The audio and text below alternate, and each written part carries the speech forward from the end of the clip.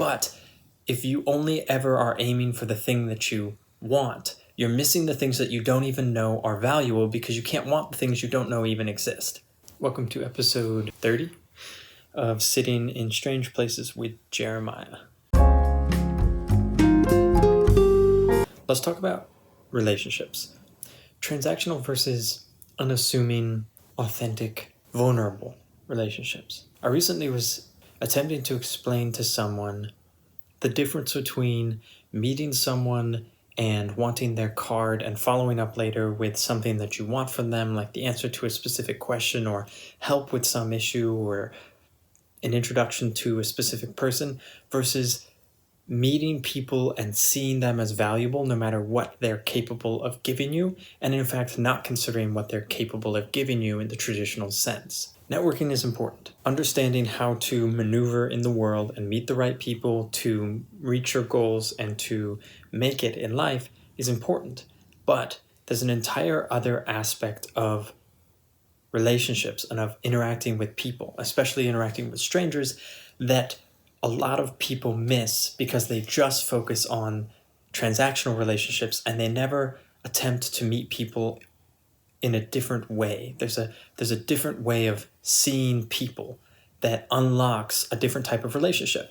And one of the best ways, I think, to explain this is to think about things in terms of living in a perpetual state of wonder. I don't remember who I was reading, but they talked about this poet, I believe it was a poet, who said that they live in a perpetual state of wonder and that affects how they see the world. And I think that helps explain a little bit how I see relationship making, in that I don't have to want something from someone to have a great and deep relationship with them immediately.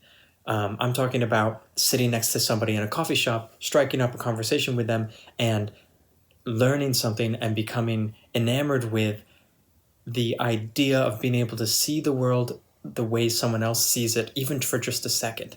And the only way to do that is to remove your expectations and your agenda from the equation and to induce this state of wonder that allows you to see the world through their eyes for just a second. If you begin to practice that way of making relationships, you will unlock a different part of people that they don't otherwise show you when you are in a transactional relationship.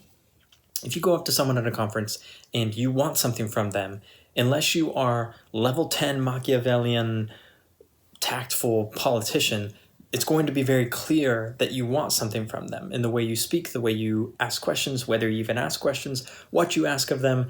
And it's not that that's a bad thing, but they will respond in kind, and they will respond most likely giving you what you want, if it's not too outrageous. But if you only ever are aiming for the thing that you want, you're missing the things that you don't even know are valuable because you can't want the things you don't know even exist. So, enter into new relationships in a state of wonder and appreciation for what it means to interact with a person who sees the world completely different than how you do.